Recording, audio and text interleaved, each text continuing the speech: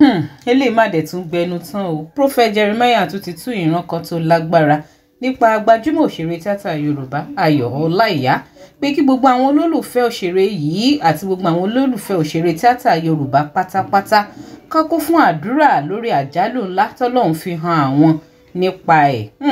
Kọ́lọ́run kó tètè fi ojú aṣebi hàn lórí ọ̀rọ̀ ẹ̀.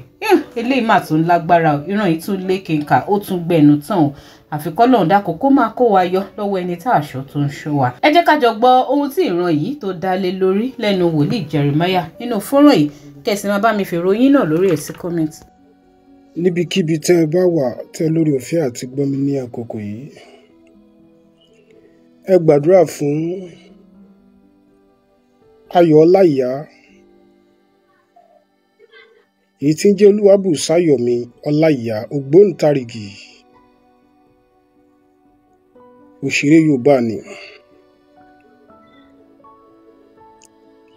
Ẹ gbàdúrà fún arákùnrin yìí torí ohun tí ẹ̀mí mímọ́ mú rí nípa arákùnrin yìí, a mú rí wípé ó máa ní ìdojúkọ látara obìnrin láìpẹ́. A rí ìdojúkọ látara obìnrin láìpẹ́. Ṣùgbọ́n má ṣe bẹ̀rù, má ṣe fòyà. Ìdojúkọ yìí máa wáyé tí ò sóhunkóhun tó lè yí padà. Ṣùgbọ́n tó bá ṣẹlẹ̀ tán, láti lè jẹ́ kí ìmọ́lẹ̀ kó tàn sí òkùnkùn. Ìdojúkọ yìí ṣẹlẹ̀ débi wípé a fẹ́ sún ọmọ ènìyàn. Ìdojúkọ yìí máa pọ̀ débi wípé ọmọ ènìyàn wò wípé ṣé Ọlọ́run gbàgbé òun ni. Ó ti wà nínú àkọọ́lẹ̀ ìrìn àjò ọmọ ènìyàn tí ò wá sóhunkóhun tó lè yẹ tó lè yí padà. Ìdojúkọ yìí sì máa wá látara obìnrin, kì í ṣe látara ọkùnrin. Ó máa dìde, ó máa wá látara obìnrin èyí tó súnmọ́ ọmọ ènìyàn pẹ́típẹ́tí, tí ẹ jẹ́ pé tó bá ṣẹlẹ̀ tán ọmọ ènìyàn wò wípé ó ṣe wá jẹ́ arábìnrin yìí. Ìdojúkọ yìí máa pọ̀ o. Ṣùgbọ́n tí ìdojúkọ yìí bá ṣẹlẹ̀ tán, tí ìgbà náà bá ti wá kọjá, ó máa wá jẹ́ kí ìmọ́lẹ̀ kó tàn, kí àánú kó fọhùn, kí ojú rere kó wá dìde. Ó ṣeé ṣe kí ọ̀pọ̀lọpọ̀ ènìyàn kẹ́ má ṣe gbàgbọ́. Ṣùgbọ́n nígbà tó bá ṣẹlẹ̀ tán, ẹ mọ̀ wípé Olúwa ti gbẹnu wòlíì kan sọ. Ìwọ tó bá lórí ọ̀fẹ́ àti share mẹ́sẹ̀jì yìí, ẹ pín káàkiri, ẹ jẹ́ kó kan arákùnrin yìí lára, kí Olúwa kó lè tàn ìmọ́lẹ̀ sí òkùnkùn náà, kí Ọlọ́run alààyè kó lè fi ojú aṣebi hàn. Ṣùgbọ́n má ṣe fòyà, má ṣe ṣojo.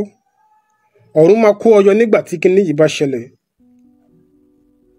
Ìwọ tó bá share mẹ́sẹ̀jì yìí, tẹ́ fi tìfẹ́tìfẹ́ share mẹ́sẹ̀jì yìí, ọwọ́ tẹ́ fi tẹ̀ ẹ ò ní fi gbọ́mọ sin, ẹ ò ní gbọ́kọ sí, ẹ ò ní gbáya sin.